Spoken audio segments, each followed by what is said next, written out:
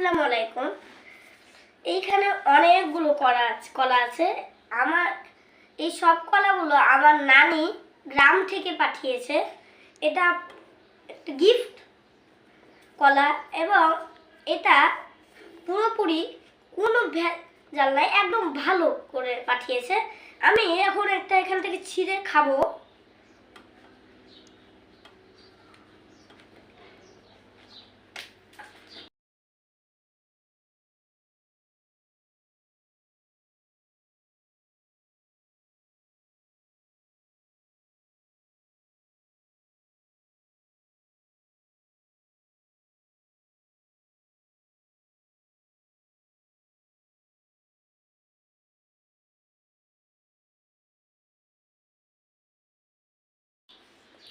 সেই সাদা সাতটা